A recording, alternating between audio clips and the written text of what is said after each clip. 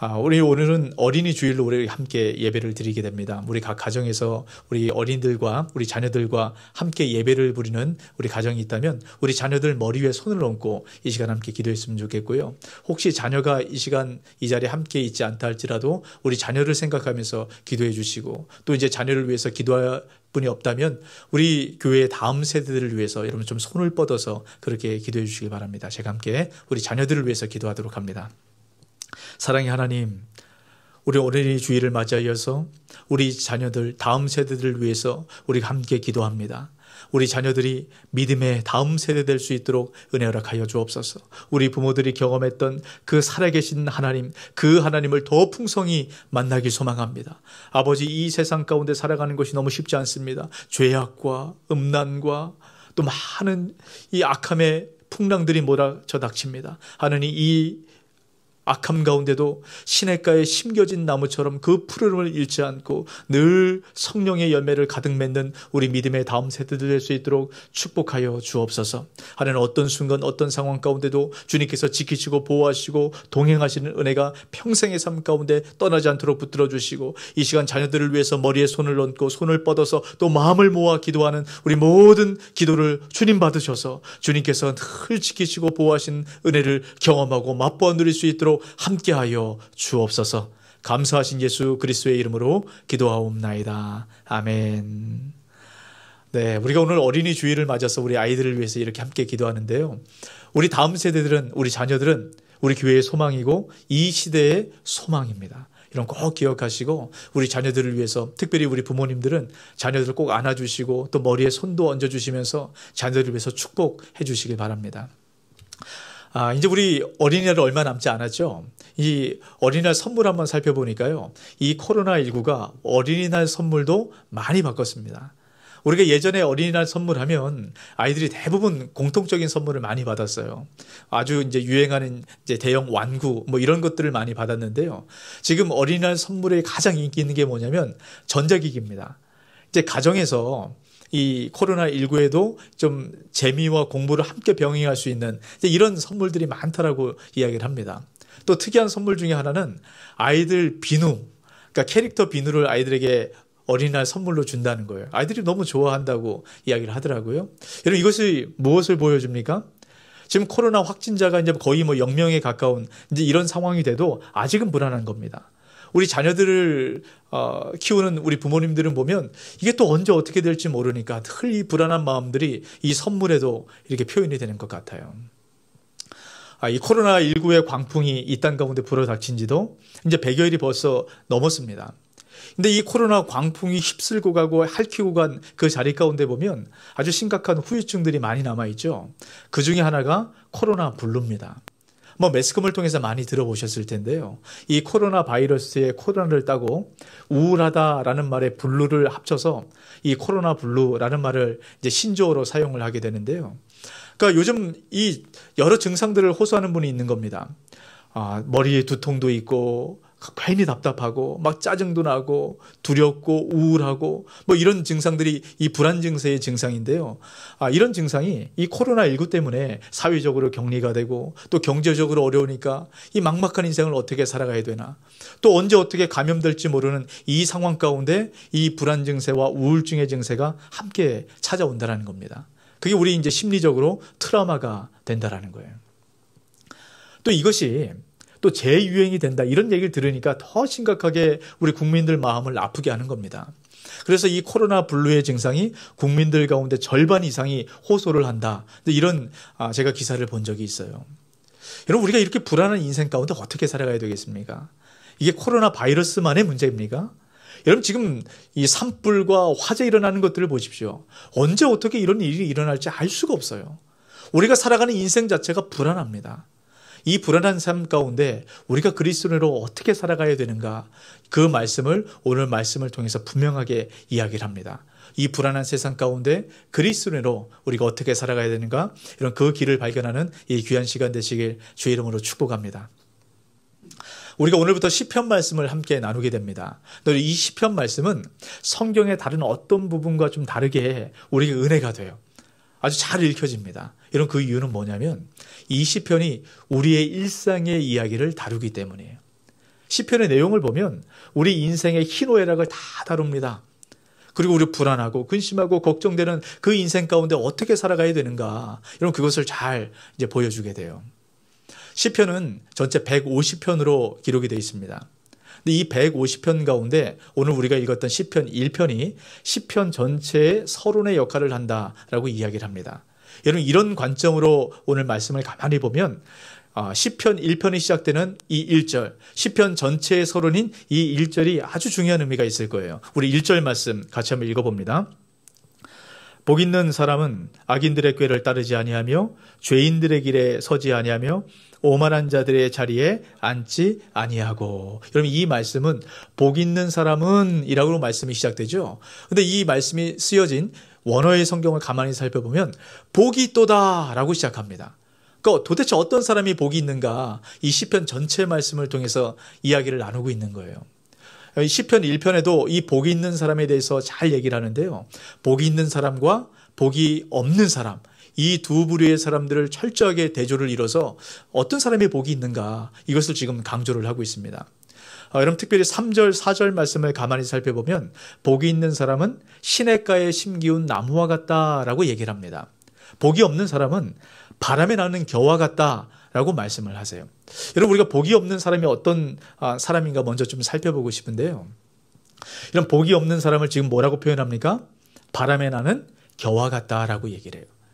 이런 복이 없는 사람의 특징은 늘 불안합니다. 늘 흔들리는 거예요. 바람에 따라 이리 휩쓸리고 저리 휩쓸리고, 여러분, 그러니 이 삶에 안정감이 없는 겁니다. 늘 불안 가운데 근심과 걱정과 염려를 갖고 살아가는 사람들이 복이 없는 사람들이에요. 여러분, 얼마 전에 존 파이퍼 목사님이 이 코로나19의 상황에 대해서 아주 통찰력 있는 글을 하나 쓰셨어요. 이 코로나19가 우리 인생 가운데 어떤 기초에 뿌리를 내리고 있는가, 이것을 분명하게 보여주는 리트머스 시험지와 같다라고 이야기를 합니다. 여러분, 우리가 이 기반이 흔들리면 여러분 불안하지 않습니까? 그래서 이 두려움이 생기는 이유는 우리 기초가 종이 반죽으로 만든 기둥 위에 세워져 있기 때문에 불안하다라는 거예요. 이런 종이 반죽이 뭡니까? 언제든 무너지는 거잖아요. 그래서 이 존 파이퍼 목사님은 또 다른 표현으로 이렇게 얘기를 해요. 우리 인생이 허상과 같은 이 신기루 위에 세워졌기 때문이랍니다. 그래서 우리가 실제 위에, 신기루가 아니고 실제 위에 기초를 둬야만 우리가 불안하지 않다라고 이야기를 합니다. 이 코로나19가 우리 삶 가운데 이 흔들리는 기초 가운데 세워져 있다는 것을 분명하게 보여주기 때문에 어떤 면에서 보면 코로나19가 우리에게 선물이 될 수 있다라고 말씀을 하세요. 여러분, 이 말씀이 참 의미가 있는데요. 왜 그런가 오늘 말씀을 통해서 우리 계속 한번 살펴보도록 하겠습니다. 여러분, 제가 복이 없는 인생은 바람에 나는 겨처럼 이리 휩쓸리고 저리 휩쓸리고 늘 불안한 인생을 살아간다라고 말씀을 드렸죠. 그럼 반대로 복이 있는 사람은 어떤 사람인가? 이제 그 말씀을 이제 계속적으로 이어갑니다. 여러분, 그 전에 이 복이 없는 사람이 어떤 사람인가를 여러분 1절 말씀을 통해서 세 부류로 이야기를 하고 있는데요. 먼저 악인들, 죄인들, 오만한 자들이라고 이 세 부류로 이야기를 합니다. 여러분이 이 말씀을 가만히 살펴보면 이 죄인들, 악인들, 오만한 자들, 이 말씀은 같은 이야기를 하고 있는 거예요. 그중에서 우리가 오만한 자를 한번 살펴보면 복이 없는 사람의 특징을 정말 잘 분별할 수 있게 됩니다. 여러분, 오만하다라는 말은 입을 삐죽거리며 조롱하다라는 말에서 나왔어요. 그래서 어떤 사람을 조롱하고 또 교만한 그런 자리에 올라가는 것을 이제 오만하다라고 이야기를 합니다. 그러니까 다시 말하면 오만하다라는 것은 내가 모든 결정과 판단의 기준이 되는 겁니다. 내가 옳다라고 생각하는 것은 인정하지만 옳지 않다라고 생각하는 것은 그 사람을 비방하고 조롱하고 비꼬는 이런 그런 모습을 갖고 있는 사람, 이것을 오만한 자라고 얘기합니다. 이 오만한 자는 하나님의 말씀조차 판단을 해요. 내 생각이 옳다 그러면 받아들이고 그렇지 않으면 이 말씀조차 무시해버리는 겁니다. 여러분, 오만은 하나님께서 가장 싫어하는 죄입니다. 어떻게 보면 이 오만은 모든 죄의 근원이라고 이야기할 수 있어요. 여러분, 우리 가운데도 이런 오만함이 있습니다. 이 오만함을 잘 살펴봐야 돼요. 그러면 어디서부터 이 오만함이 시작되는가? 이 오만함의 근원에 대해서 우리가 살펴볼 필요가 있는데요. 이사야 28장 14절 15절 말씀 가운데 이 오만함의 근원을 말씀을 합니다. 이러므로 예루살렘에서 이 백성을 다스리는 너희의 오만한 자여, 여호와의 말씀을 들을지어다. 너희가 말하기를 우리는 사망과 언약하였고 스올과 맹세하였은즉 넘치는 재앙이 밀려올지라도 우리에게 미치지 못하리니 우리는 거짓을 우리의 피난처로 삼았고 허위 아래에 우리를 숨겼음이라 하는도다. 이런 지금 오만한 자가 지금 어떻다라고 얘기합니까? 하나님께서 심판하시겠다라고 말씀을 하세요. 그래서 지옥에 들어가겠다라고 말씀하고 이 재앙을 주심에도 불구하고 이것을 믿지 않는 겁니다. 이것을 무시하는 거예요. 괜찮다라고 생각하는 겁니다. 이런 그 이유는 뭐라고 얘기합니까? 거짓을 피난처로 삼았기 때문이라는 거예요. 평안하다, 괜찮다, 문제없다, 이 거짓 아래 숨었다라는 겁니다. 그 허위라고 얘기하는 이 숨음, 이 은신처 를 이야기를 하고 있습니다. 이 속임수 아래 우리 은신처로 삼았다라고 지금 이 말씀을 이야기를 하고 있는 거예요. 근데 우리가 여기서 이 거짓과 이 허위라고 얘기하는 이 속임수를 가만히 살펴볼 필요가 있는데요. 성경에서 많은 경우에 이 거짓과 허위를 우상이라는 말과 바꾸어서 사용을 합니다. 이런 면에서 볼 때 오만한 자라는 것은 우상을 따르고 우상을 믿고 우상을 숭배하는 자들 이라는 말이 됩니다. 이런 우상은 하나님께서 반드시 심판하시는 죄악이 우상입니다. 근데 우리가 이 우상에 대해서 간혹 착각하는 경우가 있어요. 우리가 우상을 어떤 신상이다 뭐 이런 정도로 생각을 합니다. 이런 우상은 그런 것이 아닙니다. 우상은 우리에게 힘과 번영과 풍요를 약속하는 어떤 하나의 이미지를 이야기를 해요. 그래서 이 이미지는 자꾸 변하는 겁니다. 우리가 구약 성경이 기록된 고대 시대를 보면 우리 인생을 풍요롭게 만들어줄 것이다 라는 생각하는 이미지를 황소로 듭니다. 이스라엘 백성들이 애굽 땅에서 430년을 살았습니다. 그리고 이제 종살이 하던 곳에서 나와서 이제 약속의 땅인 가나안 땅으로 들어가게 되죠. 그 과정 가운데서 하나님의 백성으로 언약을 삼는 시내산에 머물게 됩니다. 근데 이 시내산에서 모세가 40일 동안 십계명을 받게 되죠. 근데 40일 동안 내려오지 않으니까 이스라엘 백성들이 어떻게 합니까? 모세가 죽은 줄 알고 모세 대신에 우리를 이끌어갈 신을 만들라라고 아론을 종용합니다. 그래서 만든 것이 무엇인가요? 금송아지, 황소를 만들어낸 겁니다. 그들이 풍요롭게 생각하는 대상이 바로 황소라는 거예요. 이스라엘 백성들이 가나안 땅으로 들어가요. 하나님의 약속의 땅에서도 늘 하나님의 심판과 이 고통을 받고 살아갑니다. 이런 그 이유는 바알신을 섬겼기 때문인데요. 여러분, 이 바알신이 황소의 모습으로 보여지게 됩니다. 여러분, 고대 시대에는 우상의 이미지가 황소로 나타나요. 그러니까 이 우상이라는 것은 우리를 풍요롭게 만들어주는 그 이미지를 시대마다 바꾸어서 사용을 한다는 겁니다. 여러분, 그러면 오늘날에는 어떤 우상의 이미지로 우리에게 다가올까요? 여러분 인생 가운데 이거 있으면 내가 풍요로울 거야, 풍성할 거야 이렇게 생각하는 이런 그런 것들이 있습니까? 이런 많은 분들이 우리 인생을 풍요롭게 만든다 하면 복권 뭐 이런 걸 생각을 합니다. 지금 코로나19 때문에 지금 여러 가지로 불황을 겪지 않습니까? 근데 불황을 겪지 않는 그 사업체 중에 하나가 복권방이라고 얘기해요. 여러분 지나가다 보면요, 마스크를 쓰고 줄을 아주 길게 씁니다. 이런 그런 정도로 이런 복권에 대해서 우리가 매료를 느끼는 겁니다. 왜 그런가요? 그것이 있으면 우리를 풍요롭게 생각한다라고 생각하기 때문입니다. 여러분 지금 이 코로나19 때문에 많은 지수들이 떨어집니다. 그런데 떨어지지 않는 것이 한 가지가 있어요. 금값이랍니다. 금값. 금값이 오히려 올라가서 고공행진을 이루고 있다라고 얘기를 해요. 이것만 있으면 풍요롭게 우리가 살아갈 수 있다라고 생각하기 때문입니다. 여러분 이 두 가지를 합치면 뭔가요? 한마디로 얘기하면 돈입니다. 돈. 오늘날의 우상의 이미지는 돈이에요. 여러분 그런데 제가 지금 우상을 이미지라는 이 말을 통해서 여러분에게 지금 말씀드리고 있는데 여러분 이것을 잘 기억하셔야 됩니다. 여러분 우리가 돈을 우상으로 섬기고 있어요. 그런데 이 돈이 정말 우리를 풍요롭게 해줄 것인가 이것을 잘 생각해 봐야 됩니다. 여러분 우리나라에서 가장 고액의 지폐가 5만 원권이죠. 여러분 상상을 해보세요. 이 5만 원권 다발을 한 꾸러미로 제가 여러분에게 드리겠습니다. 행복하시죠? 여러분 생각만 해도 상상만 해도 행복한 거예요.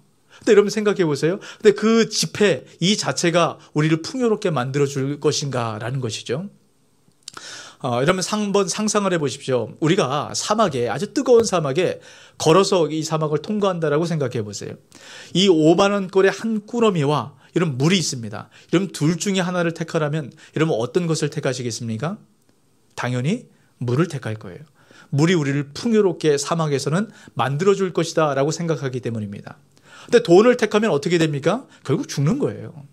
사막에서는 물이 우리를 풍요롭게 만들어주고 물이 가치가 있는 거죠. 근데 사막을 통과했어요. 여러분, 이 물이 계속적으로 우리를 풍요롭게 만들어주고 우리에게 가치를 줄까요? 여러분, 그렇지 않을 겁니다. 사막을 통과하고 음식점에 가서 음식을 시켜 먹는 겁니다. 그리고 내가 정말 나를 풍요롭게 만들어주고 아주 가치가 있었던, 사막에서 너무 귀했던 이 물을 음식값으로 대신 주면 이런 어떤 현상이 벌어질까요? 물벼락을 맞게 되는 거예요. 여러분, 우리가 풍요롭게 생각해 준다라고 만들었던 이 모든 대상들은 계속적으로 변합니다. 근데 우리는 어떤 한 대상에 집착해서 이것이 우리를 풍요롭게 만들어줄 것이라고 끊임없이 집착해요. 여러분, 이것이 바로 물신 숭배라고 얘기를 합니다. 어떤 물건과 어떤 사람과 어떤 대상에 신적인 의미를 부여하는 거예요. 여러분, 이것이 바로 사단의 속임수입니다. 이것이 바로 우상이에요. 한번 생각해 보세요. 여러분, 상황과 때마다 여러분, 우리를 풍요롭게 만들어주는 대상은 계속적으로 바뀝니다. 그래서 세상이 뭐라고 얘기하냐면 이 모든 것들, 돈도 물도 우리가 원하는 그 모든 것들을 다 갖춰야만 우리가 풍성해질 것이다 라고 생각을 해요. 그렇게 이야기를 합니다. 근데 이 모든 것을 우리가 다 얻을 수 있습니까? 없죠. 그러니까 우리가 이 땅 가운데 살아가는 사람들은 늘 불안하고 늘 두려운 겁니다. 안정감을 주지 못하기 때문에. 여러분, 근데 이것은 사단이 우리를 속임수라는 것을 여러분 잘 기억하셔야 돼요. 여러분, 우상은 절대로 우리 가운데 안정감을 주지 못합니다. 여러분, 이사야 41장 29절 말씀입니다. 보라, 그들은 다 헛되며 그들의 행사는 허무하며 그들이 부어 만든 우상들은 바람이요 공허한 것뿐이니라. 여러분, 지금 우상을 뭐라고 표현합니까? 바람이라고 얘기하고 안개와 같은 공허함이라고 얘기합니다. 여러분, 이 바람에 뿌리를 내린다고 생각해 보세요. 이리저리 흩어지고 날아갑니다. 이것이 우리 삶 가운데 어떻게 안정감을 줄 수 있겠어요? 이게 우리 인생의 안개라고 생각해 보세요. 이 안개는 해가 뜨면 사라집니다. 근데 안개가 어떻게 우리 삶 가운데 풍요로움을 줄 수 있겠습니까? 여러분, 야고보서 4장 13절 14절 말씀을 한번 보세요. 들으라, 너희 중에 말하기를 오늘이나 내일이나 우리가 어떤 도시에 가서 거기서 1년을 머물며 장사하여 이익을 보리라 하는 자들아, 내일 일을 너희가 알지 못하는도다. 너희 생명이 무엇이냐? 너희는 잠깐 보이다가 없어지는 안개니라. 여러분, 어떤 사람이 장사를 생각합니다. 어떤 도시에 가면 야, 여긴 대박 나겠다. 엄청난 이득을 얻겠다. 이래 생각하고 장사를 시작하는 거예요. 근데 지금 주님께서 뭐라고 말씀하십니까? 내일을 알 수 없는 자들아, 너희들의 인생은 안개와 같다라고 얘기합니다. 우리 인생은 바람에 휩쓸려가는 이런 그런 공허한 존재라는 겁니다. 안개와 같다라는 거예요. 해가 뜨면 순간 사라지는 겁니다. 여러분, 이 바람에, 이 안개에 우리 뿌리를 내렸을 때 우리가 어떻게 안정감을 갖고 살아갈 수 있겠습니까? 늘 소멸하고 늘 사라지고 늘 휩쓸리는 이런 이 세상 가운데서는 절대로 안정감을 누릴 수 없는 거예요. 그래서 우리가 불안하고 두려운 삶을 살아가게 되는 겁니다. 여러분, 제가 서두에 코로나 블루에 대해서 말씀을 드렸죠. 이 코로나를 통해서 우리 가운데 불안감을 주는 겁니다. 근데 여러분, 잘 생각해 보면 이 코로나 바이러스 자체가 우리에게 불안감과 두려움을 주는 것이 아니라는 것을 알 수 있어요. 여러분, 이 전염병의 문제는 인류 역사를 함께합니다. 아마 타락한 이후부터 이 전염병의 문제가 끊임없이 우리 사람들을 괴롭혀왔던 것 같아요. 여러분, 인류 역사를 전체적으로 살펴보면 지금까지 태어나서 죽었던 모든 인류를 돌아봤을 때 사망 원인의 70%가 전염병이라고 이야기를 합니다. 그러니까 대부분의 사람들이 전염병 때문에 죽은 거예요. 제가 몇 번 말씀을 드렸는데, 여러분, 초대교회 시대 때에 천연두를 통해서 로마 인구의 3분의 1이 죽었습니다. 여러분, 중세시대는 어떤가요? 수백 년 동안 이 흑사병 때문에 유럽 인구의 3분의 1이 사라질 정도로 여러분 그렇게 많은 사람들이 죽었습니다. 여러분, 그 사람들 한번 생각해 보세요. 이 수백 년 동안 이 전염병 때문에 두려움 가운데 떨고 있었어요. 코로나 블루와 비교되지 못할 겁니다. 여러분, 그런데 어떻습니까? 지금 우리가 흑사병과 천연두 때문에 이렇게 염려하고 걱정합니까? 그렇지가 않아요. 그 이유가 뭘까요? 흑사병과 천연두의 치료제와 백신이 우리 가운데 있기 때문입니다. 우리가 만약에 코로나 바이러스의 치료제와 백신이 개발되어서 우리 가운데 주어진다라고 얘기하면 이 코로나 블루, 코로나 때문에 두려워하고 염려하고 우울증에 빠지는 일은 사라져 버리는 겁니다. 이 바이러스 자체가 우리의 두려움을 주는 것이 아니라는 거죠. 그럼 무엇이 우리 가운데 두려움을 주는 것일까?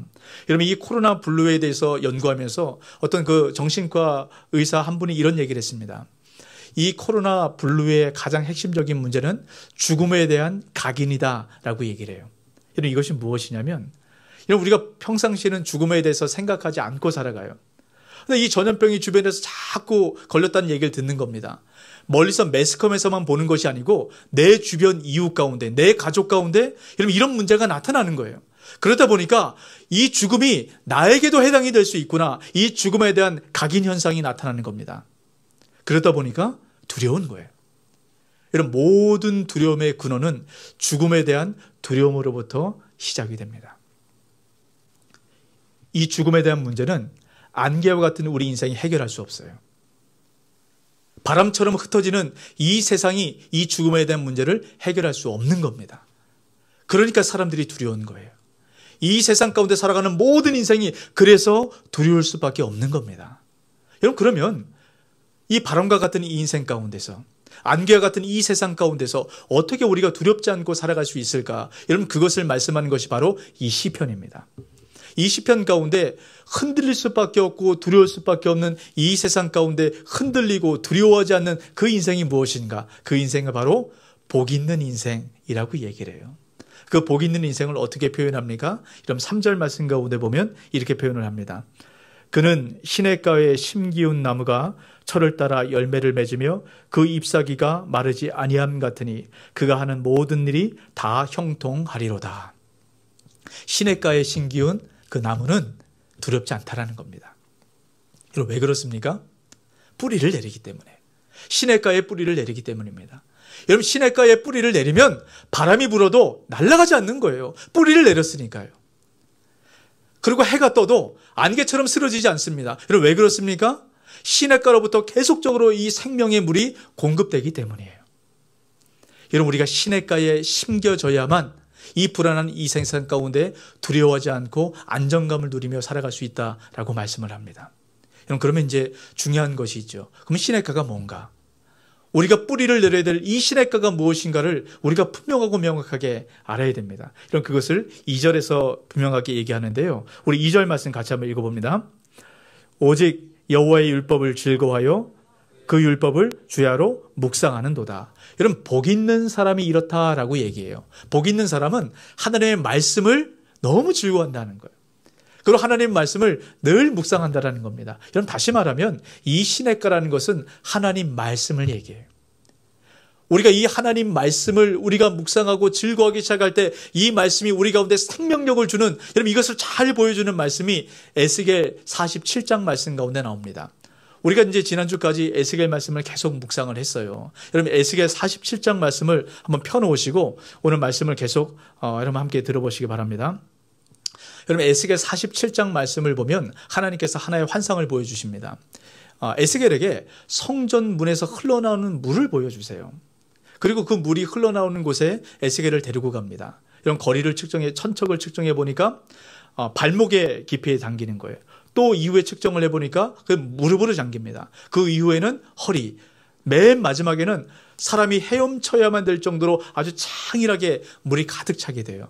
이런, 그리고 나서 그 물이 흘러간 곳에 이런 어떤 결과가 나타나냐면 에스겔 47장 9절에서 10절 말씀입니다. 강물이 이르는 곳마다 번성하는 모든 생물이 살고 또 고기가 심이 많으리니 이 물이 흘러 들어가므로 바닷물이 되살아나겠고 이 강이 이르는 각처에 모든 것이 살 것이며 또 이 강가에 어부가 설 것이니 엔게디에서부터 에네글라임까지 금을 치는 곳이 될 것이라. 그 고기가 각기 종류를 따라 큰 바다의 고기같이 심이 많으려니와. 여러분, 지금 뭐라고 얘기합니까? 이런 바다가 죽었다라고 얘기해요. 모든 것이 다 소멸되고 죽었던 여러분 그곳 가운데 성전에서 흘러나오는 물이 닿는 순간 여러분 어떻게 됐다고 얘기합니까? 모든 것이 다 살아났다라고 얘기해요. 살아났을 뿐만 아니라 그 모든 것이 풍성해졌다라고 이야기를 합니다. 여러분 이것이 성전에서 흘러나오는 물의 능력이라고 얘기를 해요. 여러분 성전에서 흘러나오는 이 물, 다시 말하면 오늘 말씀을 통해서 시냇가에 심기운 나무가 받는 여러분 이 은혜가 무엇일까요? 여러분 성전에서 흘러나오는 물이 무엇인가를 여러분 분명히 보여주는 말씀이 있습니다.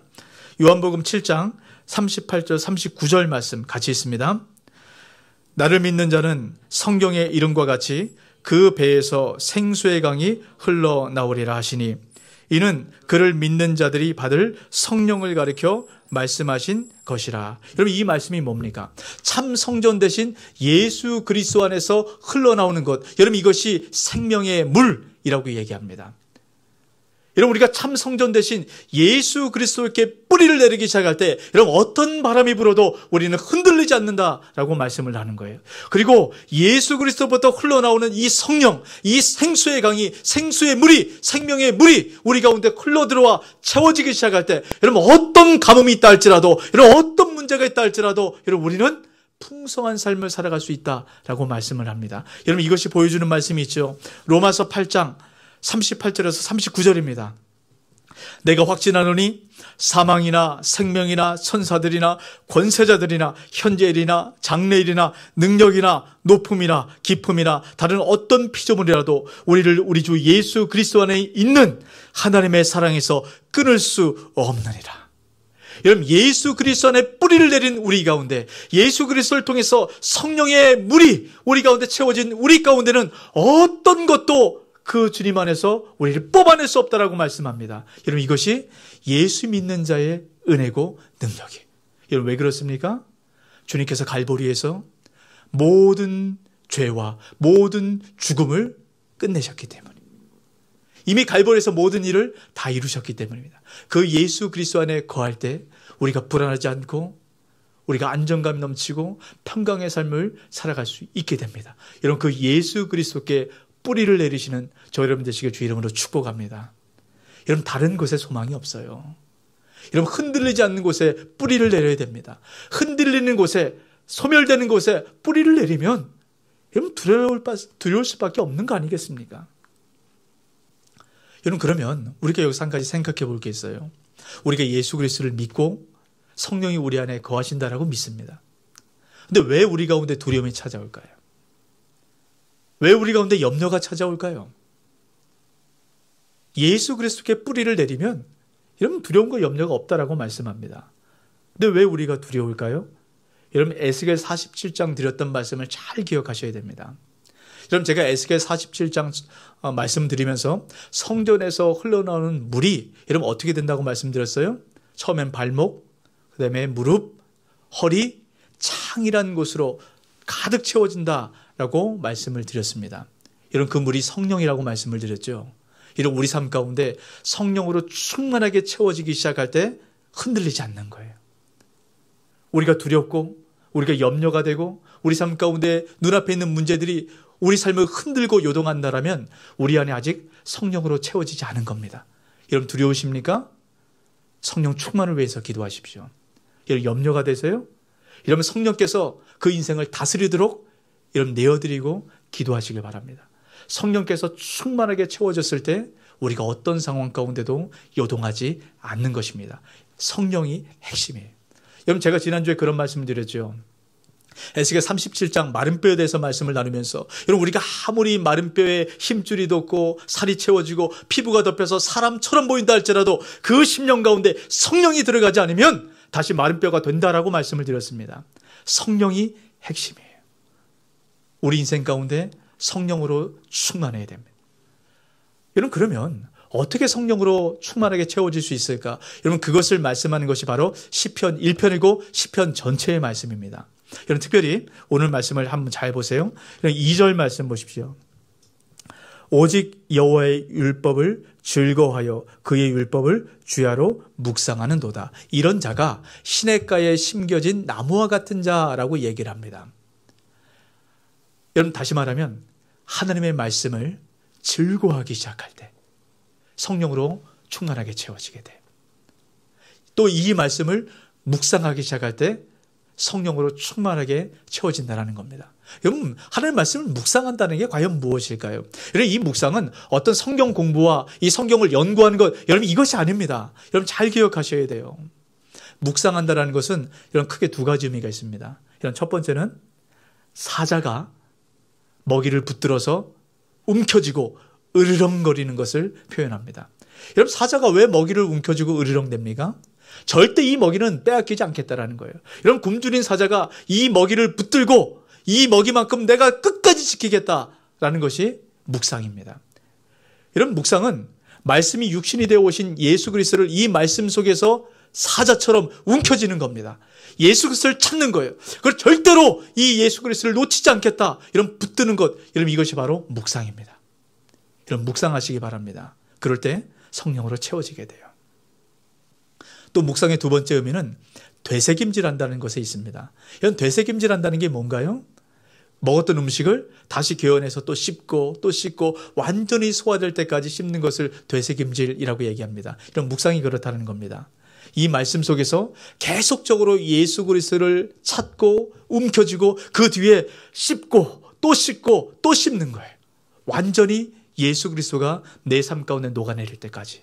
그래서 나의 생각이 예수님의 생각으로 가득 채워지고 내 삶 속에서 예수 그리스도의 모습과 행동이 드러날 때까지 우리가 묵상하기 시작하면 여러분 이 삶을 통해서 아주 풍성한 열매가 우리 삶 가운데 맺혀진다라고 말씀합니다. 여러분 그것이 바로 3절에서 말씀하는 시냇가에 심겨진 나무가 맺는 열매예요. 이 열매는 우리가 묵상을 통해서 성령으로 충만하게 채워졌을 때 맺혀지는 열매입니다. 그 열매가 성령의 열매예요. 여러분 성령의 열매가 어떤 결과를 갖고 옵니까? 에스겔 47장에서 보았던 것처럼 죽었던 모든 것을 살립니다. 빈약했던 모든 것을 풍성하게 만들어줘요. 이것이 바로 성령의 열매입니다. 여러분 이 열매는 나무에게 필요한 것이 아니에요. 열매는 다른 사람들에게 필요한 것이 열매입니다. 주님께서 우리에게 성령의 열매를 맺으라고 말씀합니다. 열매 맺지 못하는 나무는 찍혀 불에 던져진다라고 말씀하세요. 성령의 열매는 반드시 믿는 자들에게 맺혀져야 됩니다. 여러분 시냇가에 심기운 나무는 열매를 맺을 수밖에 없어요. 주님께서 우리에게 이 열매를 요구하십니다. 여러분 이 성령의 열매가 어떤 능력을 발휘하신 줄 아십니까? 우리가 지금 계속 샬롬 챌린지를 하고 있어요. 우리 교인들에게 서로 샬롬을 나눌 뿐만 아니라 우리 믿지 않는 자들에게 우리 이 세상 가운데 샬롬을 한번 나눠보자. 이렇게 시작한 거 아닙니까? 근데 어떤 분들은 이렇게 말씀을 나눴을 때 우리가 이 세상에 샬롬을 전한다고 이들이 듣겠습니까? 우리가 뭘 한다고 이 세상이 바뀌겠습니까? 그렇게 생각하는 경우가 있어요. 이런 그렇지 않습니다. 그건 우리 힘으로 하는 게 아니에요. 성령께서 행하는 겁니다. 제가 전에도 그런 말씀을 드렸는데 이 샬롬 챌린지 말씀을 드렸을 때 어떤 한 집사님이 이 직장 가운데 이 샬롬 챌린지를 한번 해봐야 되겠다. 그래서 이제 음식과 아주 좋은 것들을 담아서 이 선물 꾸러미를 전달했다라고 말씀을 드렸어요. 저는 그 이유가 궁금했습니다. 도대체 어떤 변화가 나타났을까? 내심 기대되는 마음으로 그 집사님과 만나서 이야기를 나눠봤어요. 여러분 그랬더니요. 여러 팀들이 모여서 이 한 팀을 구성했기 때문에 이 계속적으로 서로 간에 이 반목이 있었다라고 얘기합니다. 그런데 이 집사님이 이 샬롬의 은혜를 흘려보낸 그 이후에 이 팀이 하나가 됐다라는 거예요. 그래서 아주 힘들었던 이 프로젝트가 잘 해결이 됐다라고 이야기를 제가 들었습니다. 여러분 그것이 그 집사님의 능력일까요? 아닙니다. 그 집사님은 통로예요. 여러분 생각해 보십시오. 그 얼마 안 되는 이 음식을 갖고 사람의 마음이 변하겠어요? 성령의 은혜가 흘러가기 시작할 때 사람의 마음이 바뀌게 되고 인생이 변화가 되는 겁니다. 주님께서 우리 그리스도인들에게 주신 사명이 바로 이것이에요. 여러분 이것은 우리 힘으로 감당할 수 없습니다. 성령이 충만하게 채워지기 시작할 때 성령으로 충만한 사람 가운데 채워진 그 열매를 통해서 하나님께서 그렇게 역사하시겠다라고 이런 말씀합니다. 여러분 다른 것 붙들지 마십시오. 이 세상에 흔들리는 것 붙들지 마십시오. 오로지 성령 붙드세요. 말씀을 통해서 계속적으로 이 말씀을 즐거워하시고 말씀을 묵상함을 통해서 주님과 하나가 되기 시작할 때 여러분 그제서야 비로소 우리 삶 가운데 이 세상을 변화시키는 이런 능력이 나타나기 시작하는 겁니다. 여러분 이 귀한 통로로 쓰임받게 되시길 주의 이름으로 축복합니다. 여러분 주님께서 우리 그렇게 사용하세요. 어떻게 할 때요? 성령으로 채워질 때요. 여러분 오늘 어린이 주일입니다. 우리 자녀들 가운데 여러분 좋은 선물 주고 싶으시죠? 여러분 가장 우리 아이들에게 좋은 선물이 뭘까요? 우리가 물려줘야 될 이런 그 신앙의 유산이 무엇일까요? 시냇가에 뿌리를 두게 하는 거예요. 이 세상의 것들은 흔들릴 수밖에 없다라고 말씀을 드렸습니다. 우리가 코로나19를 통해서 여러분 너무 잘 알고 있지 않습니까? 세상이 다 흔들립니다. 이 흔들리는 세상 가운데 흔들리지 않는 것이 무엇인가? 우리 자녀들에게 선물로 줘야죠. 이런 그것이 무엇이에요? 우리 자녀들과 함께 이런 성경 통독을 시작해 보시길 바랍니다. 자녀들이 없다면, 여러분 가족들이 없다면, 여러분 팀을 꾸려서 여러분 성경 통독을 시작해 보세요. 여러분 그럴 때 우리 인생이 성령으로 채워지는 겁니다. 여러분 그리고 말씀 묵상을 하시기 바랍니다. 제가 묵상의 의미가 무엇인지 두 가지로 말씀을 드렸죠. 여러분 주야로 늘 주님과 교통하고 이 말씀을 씹고 씹어서 주님과 한 몸이 되어보십시오. 여러분 그럴 때 어떤 평강의 은혜가 흘러들어오는가 우리 자녀들에게 전수해야죠. 그래서 우리가 일구 기도해야 하는 거 아닙니까? 여러분 이것을 놓치지 마세요. 이런 코로나19가 끝나도 이런 묵상하는 시간 이런 계속적으로 가지시길 바랍니다. 이런 그것이 우리 인생을 복되게 하는 겁니다. 이런 코로나19가 뉴노멀 시대를 이끌어 간다라고 얘기를 합니다. 우리가 이제 다시는 이전의 일상의 삶으로 돌아갈 수 없다라는 거예요. 어떻게 보면 부정적인 이런 그런 느낌을 주는 말입니다. 하지만 저는 이것이 굉장히 긍정적으로 보여요. 아주 소망이 됩니다.